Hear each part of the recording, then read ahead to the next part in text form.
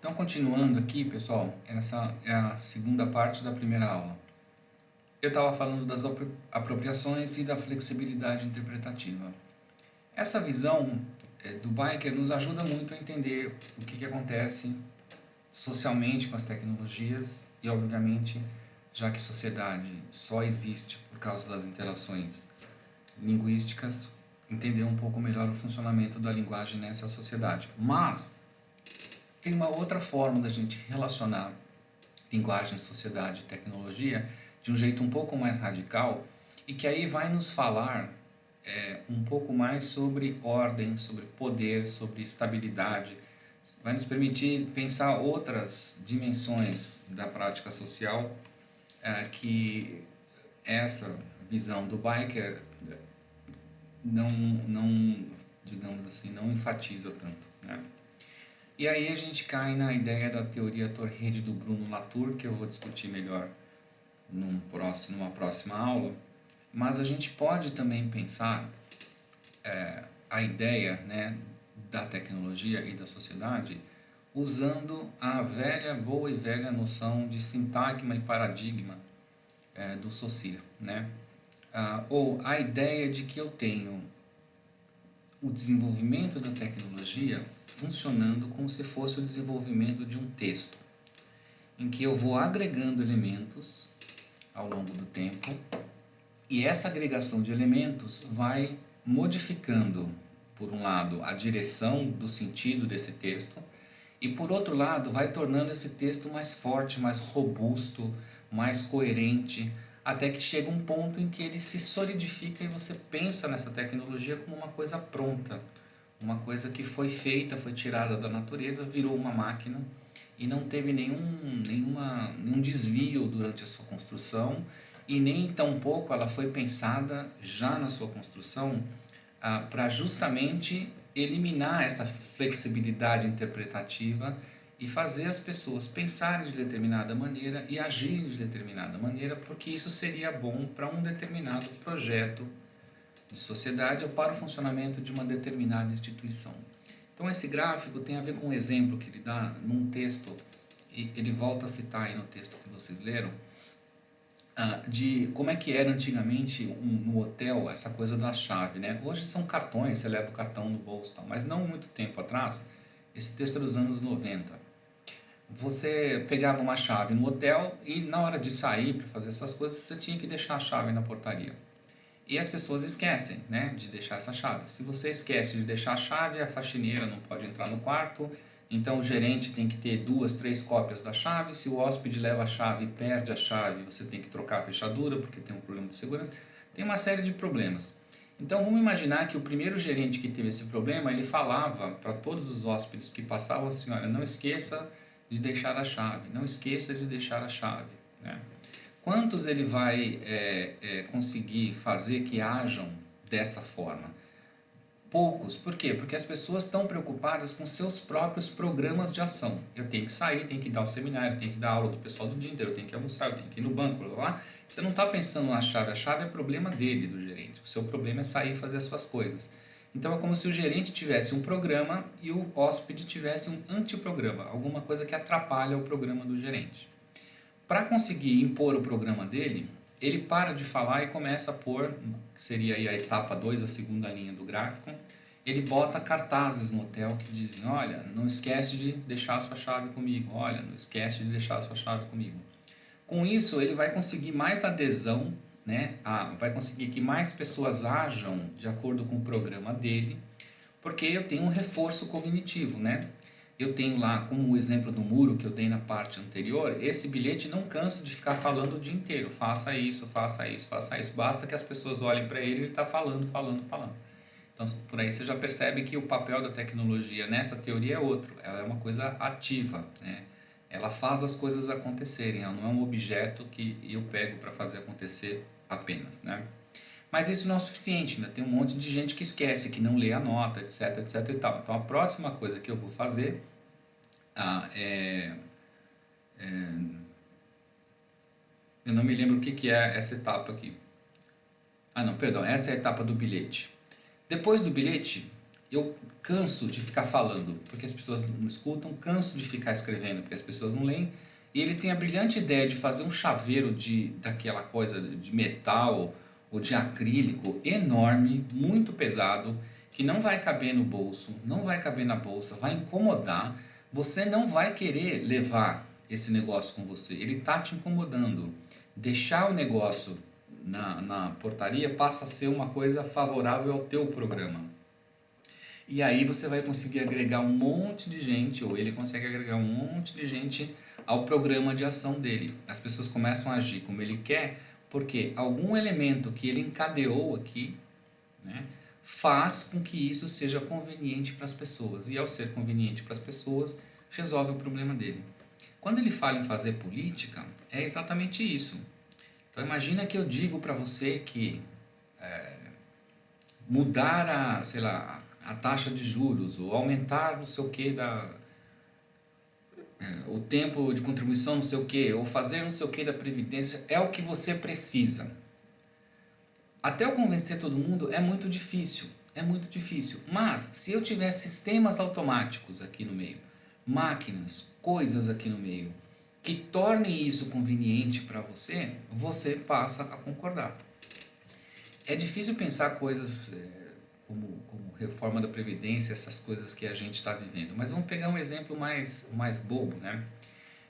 Você acha muito interessante, suponho eu acho, né?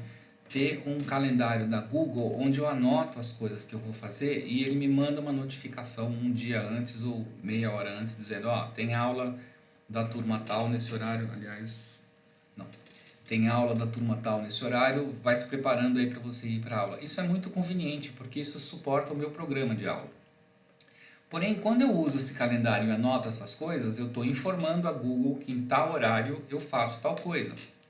E a Google já sabe que eu sou homem, que eu sou de Campinas, que eu sou professor, que eu sou uma série de coisas, porque eu também tenho e-mail, porque também tenho celular, blá blá blá. Se eu puser que em vez de aula é uma reunião e mandar um convite para outra pessoa para a reunião, ele também já sabe quem trabalha comigo. Isso é importante para a Google, para o modelo de negócio que ela tem. Ela tem lá um negócio que é mostrar para anunciantes quem é que está interessado numa coisa que o anunciante quer vender. No caso, se ele sabe que eu sou professor, que eu faço muito reunião, talvez ele queira me vender um computador, talvez ele queira me vender um gravador, né? Imagine que eu sou esse tipo de pessoa. Então, ao me oferecer essa conveniência, ele me atraiu, né? Ele me atraiu para o programa dele. Mas não precisa ser sempre assim tão sutil e tão sedutor, pode ser na porrada mesmo, né? Eu posso criar entraves tecnológicos que te obrigam a agir de determinada maneira. Por exemplo, o imposto de renda. Você não pode entregar um imposto de renda no papel, você não pode ir lá na Receita Federal e falar para o homem, eu vim te contar tudo o que eu ganhei. Você tem que passar no software do imposto de renda. Por que você tem que passar no software do imposto de renda? Porque ele tem um banco de dados em que que eu digo, a Receita Federal tem um banco de dados em que interessa cruzar certos dados de quem recebe com certos dados de quem paga com certos dados, não sei o que lá, para resolver o problema da Receita Federal, que é fazer o máximo de pessoas pagarem o imposto, né? Você é obrigado a passar pelo sistema do imposto de renda, que é um saco, todo ano muda, o help não ajuda nada, etc. E tal. Por quê? Porque se você não passar, tem uma multa. Então você vai, é a mesma ideia, eu te aviso, eu te dou o programa, você não tem o programa, eu dou a multa, você não pagou a multa, tem não sei o que, eu posso chegar até na cadeia. Então eu vou encadeando as tecnologias para fazer com que eu me comporte como um contribuinte. E aí você vê o social se constituindo, né? Eu me constituo como sujeito contribuinte por conta desse choque de programas, né, entre o que a Receita quer que eu faça e o que eu quero fazer. E esse programa ele é mantido, reforçado, sustentado, estendido no tempo, estendido no espaço por entidades aí tecnológicas, entidades não humanas. Né? E eu admito que é um pouco abstrato, um pouco complicado, né? Mas quando eu estiver aí pessoalmente com vocês, a gente pode pensar em outros exemplos. Mas aqui é só para dizer que, se você pensa a tecnologia como uma construção social, você pode pensar que as próprias máquinas são seres sociais, são agentes sociais. Em que sentido? No sentido de que elas se associam com alguém ou com outras tecnologias para realizar algum tipo de programa ou para obrigar o outro a realizar algum tipo de programa. Tá? Bom, essas tecnologias, todas as tecnologias, né, elas têm, digamos assim, funções mais ou menos definidas, né? Tem umas que podem fazer mais coisas, outras que podem fazer menos coisas, mas elas, em geral, vão cair num desses quatro tipos de função que o Michel Foucault elencou naquele texto dele famoso que é As Tecnologias de Si, né? Nesse texto ele vai dizer que existem tecnologias de produção, essas são as que a gente mais vê no senso comum. Tem uma máquina de fazer lata de refrigerante, é uma tecnologia de produção, né? Tem um carro que ele produz o quê? Produz deslocamentos. Ele pode levar produtos, levar pessoas aos lugares. Esse é o tipo mais simples que a gente mais reconhece como tecnologia. Sistemas de signos também podem ser tecnologias, porque eles permitem produzir significação. Então, eu já falei que a língua pode ser vista como uma tecnologia, mas pensa nos sinais de trânsito, também podem ser vistos como tecnologia. Pensa no cinema, também pode ser visto como tecnologia. Pensa em qualquer tipo, né, de sistema semiótico que me permite coordenar coisas, né, fazer escolhas dentro do sistema e encadear coisas para produzir sentidos que não estavam ainda possíveis antes do encadeamento, como uma tecnologia. Tem as tecnologias de poder, que são, nesse texto ele vai falar basicamente das tecnologias disciplinares, né? Então vamos pensar, por exemplo, numa sala de aula, por que tem campainha, né, que toca no final da aula? Porque eu não posso continuar falando de matemática quando chegou a hora que eu tenho que falar de português. Então tem que tocar uma campainha para dizer acabou essa aula e começa a outra. Isso é uma forma de determinar a conduta das pessoas. Vamos pensar uma coisa mais radical, pensando numa cadeia. Por que tem barra de ferro? Porque as pessoas não podem sair de lá, né? Então eu ponho a barra de ferro e eu determino que as pessoas não vão sair, não tem como sair. Hoje a gente pensa menos quando a gente fala de poder, e nós vamos ver isso lá na frente quando a gente falar de algoritmos, a gente pensa menos em poder disciplinar do que em poder prazer, ou a gente pensa menos nessa sociedade disciplinar, e mais do que seria a sociedade de controle, que é uma sociedade que te permite circular, andar, fazer, achar que você tem um monte de opções e que você está fazendo exatamente o que você deseja, e o tempo todo, na verdade, você está produzindo saberes que vão te controlar ali na esquina. É uma conversa mais para frente. E finalmente o que ele chama das tecnologias de si, né? Que são operações que a gente efetua sobre os nossos corpos, sobre os nossos comportamentos, sentimentos, etc., visando alcançar um ideal. Então, por exemplo, praticamente não existe uma pessoa que, se não fez, não pensou em fazer uma dieta alimentar, por exemplo. Eu tô gordo, o tempo todo você tá, eu tô gordo, eu tô gordo, eu tô gordo. Se você não tá lá no jornal, no Fantástico, olha, a obesidade mata, a obesidade isso, a obesidade aquilo. Então o que eu faço? Eu como menos, eu ando mais, eu conto caloria. Essas formas de agir, e não necessariamente máquinas, mas essas formas de agir, de pensar, constituem uma tecnologia de si, que está orientada por uma certa ética, que é a ética do ter o meu corpo saudável, útil para ser feliz, né? Esse é um exemplo simples. Vamos pensar um menos simples, antidepressivo, né? Estima-se que pelo menos 40% dos brasileiros tomam antidepressivo regularmente, né? Estão fazendo tratamento com antidepressivo. O que o antidepressivo faz? Ele te permite levantar para trabalhar, cuidar dos seus filhos e ganhar dinheiro, pagar imposto, etc., que são suas obrigações, no momento em que o seu psiquismo diz não, fica na cama esperando o dia de morrer, né? É uma tecnologia de si também. Nós vamos ver um pouco mais profundamente isso lá na última aula do curso, quando a gente for falar de pós-humano, condição pós-humana e pós-humanismo. Bom, e como é que ficam as atitudes, então, com a tecnologia, né? No senso comum, na mídia, as pessoas são extremamente otimistas, né? Você vê pelos advérbios. Eles falam assim, a tecnologia ainda não resolveu esse problema. Significa que eu acredito que ela vai resolver todos os problemas. E quando a tecnologia traz um problema, eu acho que vai ter uma outra tecnologia que vai resolver o problema que a primeira trouxe. Então pensa no aquecimento global, né?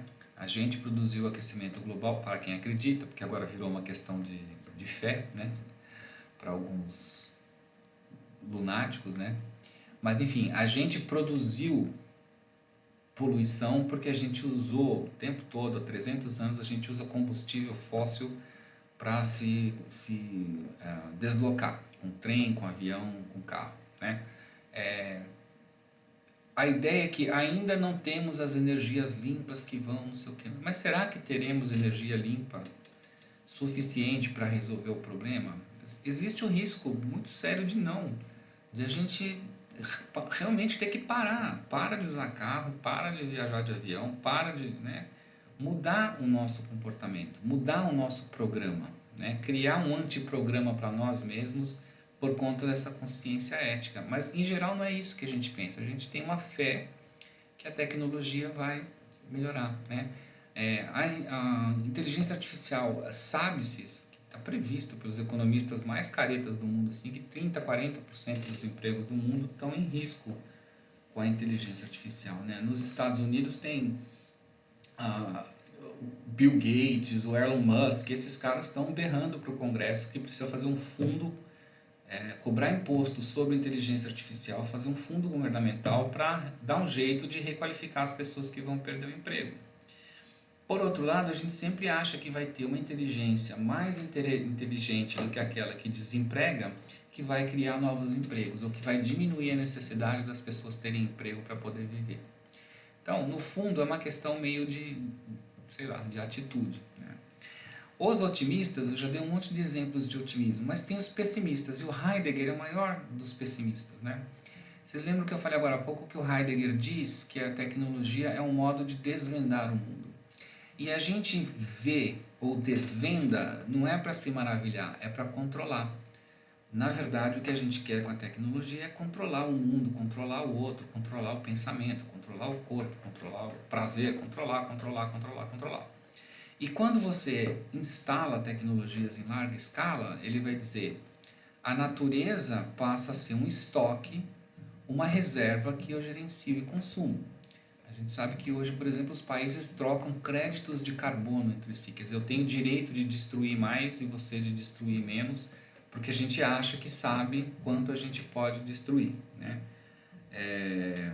O que acontece? Da mesma forma que a gente pensa a natureza dessa forma, quando a gente vive numa sociedade tecnológica, a gente começa a pensar as pessoas da mesma forma. Então, as pessoas também podem ser estocadas, medidas, gerenciadas. E aí tem desde as coisas mais prosaicas, como, por exemplo, quantos amigos, seguidores e likes você recebe nas redes sociais, até coisas mais sérias, como, por exemplo, você vai na farmácia e dá seu CPF para ganhar um desconto e o plano de saúde fica medindo qual é o risco que você tem de ter infarto para dizer qual é o preço do seguro para você, né? Está acontecendo, acontece há muito tempo, né? E é inevitável, segundo Heidegger, quando a gente vira tecnológico, quando a gente usa a tecnologia, a partir do momento que eu constituir algum tipo de tecnologia, eu tenho alguma coisa que eu quero medir, estocar, gerenciar e controlar. E nada impede que essa coisa sejamos nós mesmos, né? Mesmo no ensino, né? A gente tem muita necessidade até de ficar mensurando a aprendizagem, o PISA, etc, etc, então, para poder gerenciar o ensino. Mas assim, o que impede de eu começar a pensar os meus alunos muito mais como uma medida, como um estoque, do que como uma pessoa, né? A gente tem uma visão romântica de educação e do que é a relação entre o aluno, o professor, etc, que por mais que a gente ache legal trazer tecnologia para a sala de aula justamente para nos aproximar da geração dos alunos, junto com isso vem essa visão. Essa tecnologia que a gente está usando serve para alguém nos medir, nos controlar, nos gerenciar. Então, a gente não pode ser ingênuo. Mas também não precisa ser tão pessimista, né? Então, também tem a galera do outro lado, a galera otimista, super otimista. Os mais otimistas que existem são os futurólogos, né? Em geral, são engenheiros, cientistas, às vezes filósofos, que eles começam a olhar historicamente os avanços da tecnologia e tentar extrapolar, fazer previsões sobre o que vai acontecer quando. O mais famoso desses caras atualmente é o Ray Kurzweil, que ele é o diretor científico da Google, né? Ele é o cara que dá as cartas sobre as pesquisas em inteligência artificial, em dados, etc., que a Google faz. E ele tem lá uns cálculos e ele está prevendo para 2040 ou 2050 um negócio chamado singularidade. Existe um filme do Johnny Depp chamado Singularidade, que é exatamente a demonstração disso aí. É uma fábula construída em cima dessas ideias dele, né? E o que ele diz, né? Que na época da singularidade não haverá distinção entre humanos e tecnologia. Você, por exemplo, ele tem um projeto que é ressuscitar o pai dele, que está morto há mais de 20 anos. Via inteligência artificial, ele pega tudo que ele tem do pai dele e vai alimentando essa IA. E ele tem essa fantasia que daqui a 20 anos o computador vai conseguir, não sei se ressuscitar a palavra, mas se comportar exatamente como o pai dele se comportava. E na concepção dele, e na concepção em geral da cibernética, das ciências da computação, uma coisa A que se comporta como uma coisa B é uma coisa B, né? Será que vai acontecer isso, né? E se acontecer, se as inteligências artificiais todas de fato, né, forem chegar nesse momento de dar um salto em que elas superam o ser humano e na verdade o ser humano passa a ser uma criatura que controla a sua evolução a partir de decisões tomadas pelas tecnologias, né? Será que isso vai ser legal, né? Será que a gente quer viver para sempre? Será que... Então os futurólogos são otimistas, mas também nos trazem uma série de questões éticas e filosóficas muito interessantes. A gente não vai ficar o curso inteiro falando disso, mas é importante a gente ter em conta que o que está em jogo é menos que... Agora é tablet, amanhã é celular e depois é o quê? Quer dizer, tem coisas muito maiores em jogo. Inclusive o que é o ser humano, inclusive o que são as ciências humanas e as humanidades, que é o nosso campo de trabalho, né? O que acontece hoje quando a gente pensa, né, nessa coisa as máquinas vão superar os humanos vão superar as máquinas? Enquanto esse debate todo acontece, o que acontece hoje, né, segundo o David Hess, né, e outros pensadores aí, é que nós já somos organismos cibernéticos. Se você pensar como a gente funciona no dia a dia, como a gente funciona socialmente, a gente tem uma dependência, uma relação simbiótica dependente com as máquinas tão forte que é como se nós já fôssemos esses ciborgues de filme, essas pessoas que perdem o braço, botam um braço mecânico, ou o cara bota um chip na cabeça e aprende a lutar Kung Fu, né? Claro que a ficção científica exacerba isso, mas se você pensar em termos assim mais simples e mais low-tech, né, você vai ver que é isso, né? É uma forma de ver o que está acontecendo no mundo, é isso. Essa foto aqui à direita é uma foto que eu tirei do aeroporto de Confins, em Minas Gerais, voltando de uma palestra, e que eu achei muito interessante esse design que eles fizeram, porque normalmente no aeroporto eles fazem os banquinhos que nem banco de escola, um atrás do outro, ou então um de costas para o outro, né? Aqui eles fizeram os bancos de frente uns para os outros, puseram o totem no meio, e a ideia é que você, em geral, criaria aqui um espaço de sociabilidade, em que as pessoas vão ser obrigadas a olhar no rosto uma da outra, sentar do lado uma da outra e vão bater papo, né? Vou perguntar alguma coisa, como se fosse elevador, né? Você é meio que obrigado a dizer alguma coisa, porque os corpos estão ali voltados uns para os outros dentro de um espaço confinado.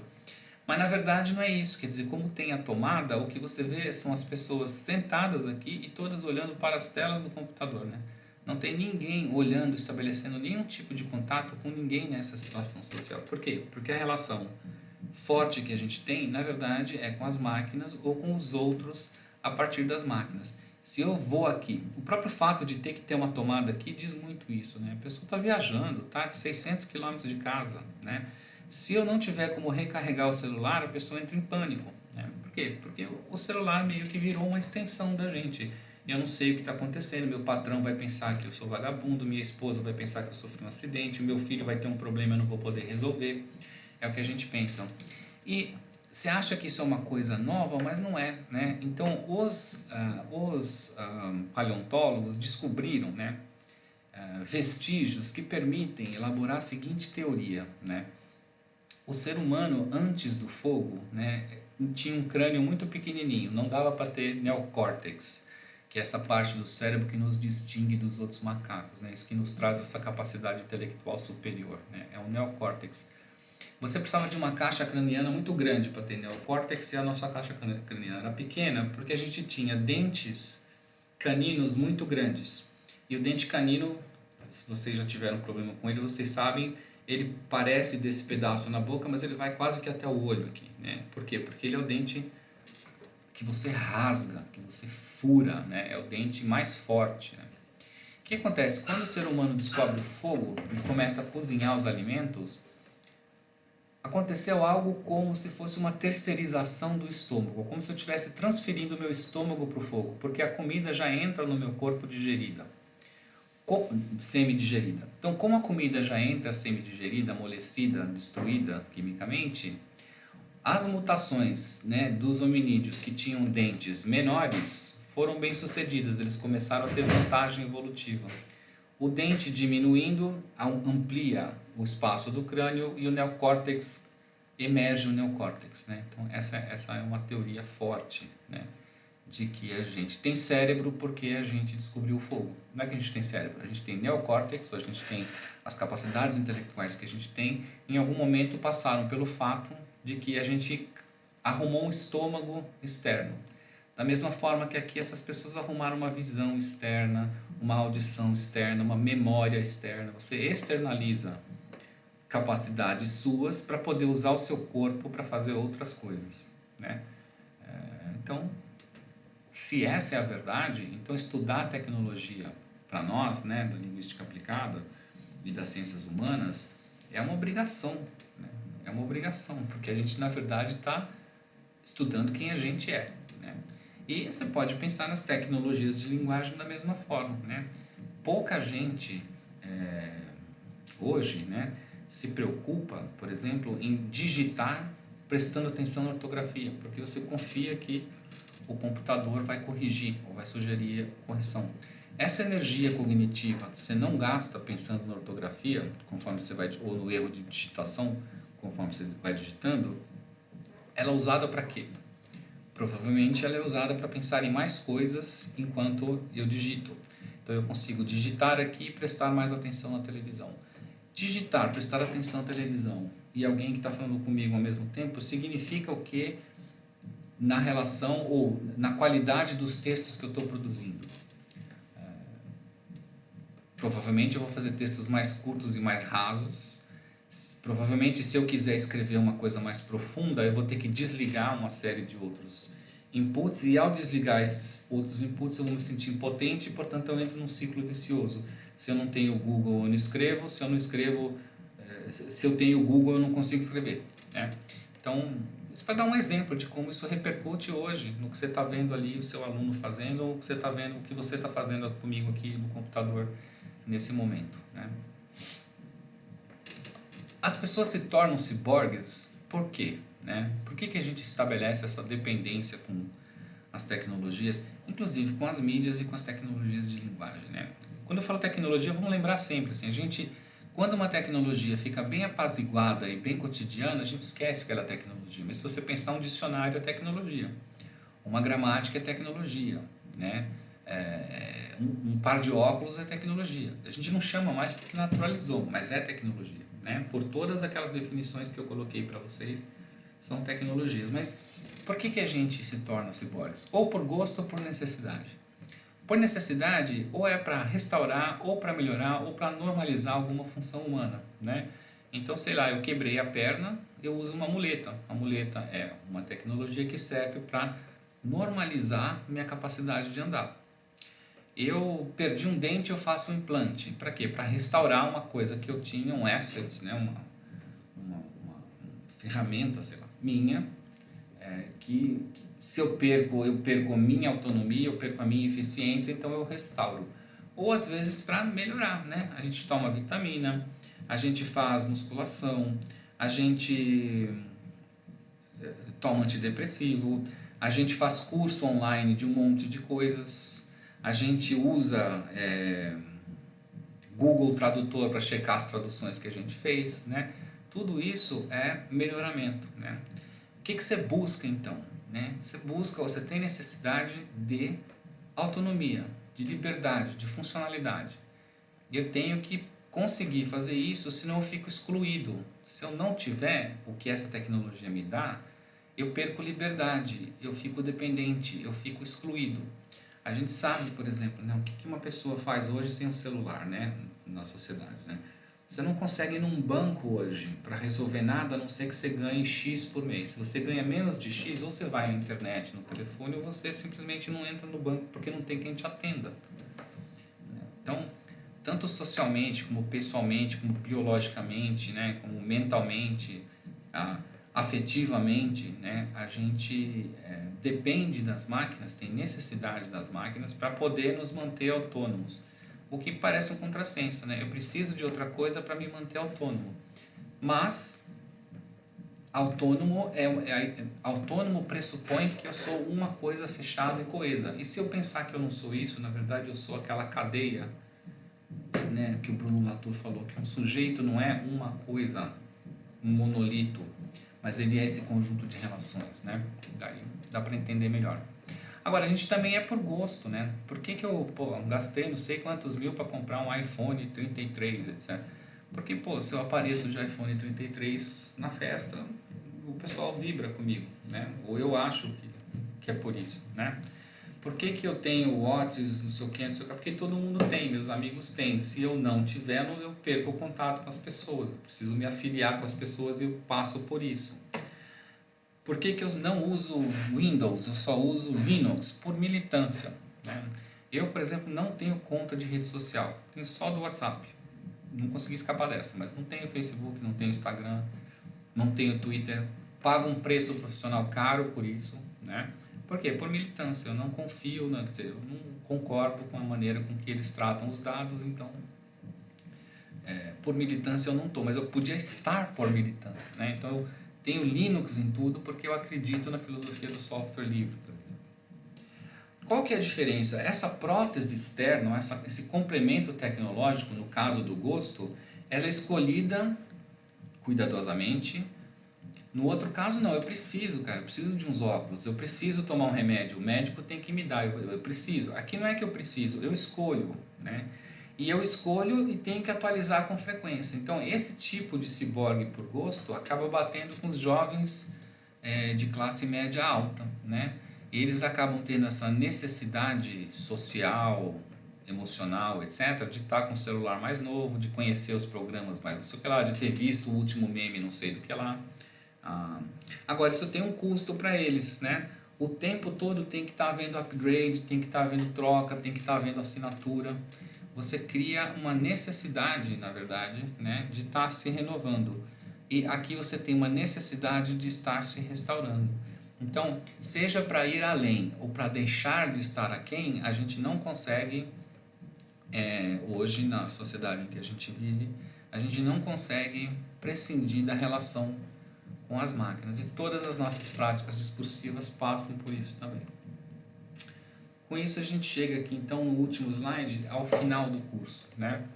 Quando a gente pensa as tecnologias e a relação delas conosco, com a sociedade, com a linguagem, dessa maneira um pouco mais profunda, saindo um pouco do senso comum, a gente acaba desaguando num movimento que já está aí há alguns anos, né?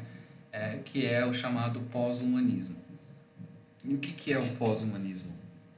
Basicamente é uma frente filosófica, né? A LA agora está bem pós-humanista, porque de uns anos para cá alguns linguistas aplicados importantes começaram a falar disso. O mais importante é o Alastair Pennycook, né, que lançou um livro que está famoso e tal. Eu já escrevo um pouco sobre essas coisas desde 2012, 2013, mas não de forma sistemática, mas hoje isso aqui é uma coisa estabelecida, uma frente, né, uma frente de pesquisa. E é um outro pós, já tivemos aí o pós-estruturalismo, o pós-colonialismo, o pós-industrialismo, existe o pós-humano. Só que tem um problema grave, né? Você nas ciências humanas estudar pós-humano. Aparentemente parece um tipo no pé, um tiro no pé. Mas não é, porque na verdade o que você está fazendo não é ser contra o humano, achar que o humano é um problema, né? Você está tentando superar a ideia de humano gerada no iluminismo. Por quê? Porque ela não convence mais, né?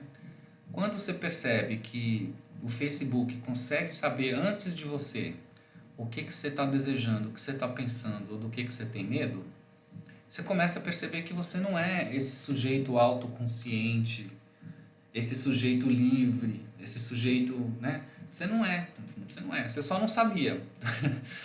Você nunca foi, na verdade. Só que hoje as tecnologias estão deixando claras que a gente não é. Então, se esse sujeito do iluminismo não serve mais, qual é o sujeito que serve? O que a gente é? Então, essa é a grande indagação. O que é o ser humano hoje, né? E claro que uma das coisas que defende o que seria o excepcionalismo humano em relação ao resto da natureza é a linguagem. Então hoje autores como Pennycook, por exemplo, estão propondo, olha, a gente tem que repensar na verdade o que é a linguagem. Essa ideia de que nós temos linguagem, a máquina não tem linguagem, o animal não tem linguagem, não vai bater com essa desconstrução. Então tem uma frente de pesquisa aí sobre isso. Agora, cá entre nós, o motivo mais importante, eu acho, é porque nós estamos sob pressão, nós estamos apanhando muito da sociedade. Um monte de político dizendo que pesquisa em ciências humanas é inútil porque não resolve problemas, não dá dinheiro para o país. O pessoal das exatas deitando e rolando de falar sobre linguagem, sobre inteligência, sobre cognição, sobre afetividade, sempre com base, né, na cibernética, nas ciências exatas, no positivismo, no naturalismo, no realismo literal deles, né? E a gente está perdendo, na verdade, perdendo espaço na discussão, nessa discussão sobre quem a gente é e como é que a gente faz para ser mais feliz, né? Então, as humanidades, né, as humanas, as ciências humanas precisam se reinventar também. E o pós-humanismo também é uma frente para fazer isso. Isso aqui é só o finzinho do curso, mas eu meio que fiz nesse momento aqui com vocês, nessa primeira aula, toda uma espécie de um trailer do que vai ser o curso inteiro, tá? Eu tinha dito que era a parte 1 de 3, eu acho, mas enfim, essa é a segunda parte, aqui acaba a primeira aula. E o que eu vou pedir para vocês como tarefa é para escreverem e postarem lá. Eu vou escrever a tarefa existe lá uma seção de tarefas no Google Classroom que vocês vão achar, vai estar designada essa tarefa, eu vou deixar o tempo dela aberto, então vocês entreguem quando vocês quiserem, mas quanto antes melhor, se vocês querem um feedback meu, quanto antes melhor, né? Não é trabalho não, gente, assim, é para eu saber que esses vídeos aqui chegaram aí, que alguma coisa ficou, né? Escrever lá uma pequena reflexão pessoal mesmo, nada técnico não precisa entrar muito em conceito, uma reflexão pessoal sua, como você foi afetado por isso que eu disse aqui nesses dois vídeos e como você a partir de agora pode pensar sob esse prisma o objeto de pesquisa que te trouxe ao doutorado, tá bom? E com isso a gente termina a primeira aula, eu vou tentar gravar pelo menos mais 3 para vocês aí. Até já.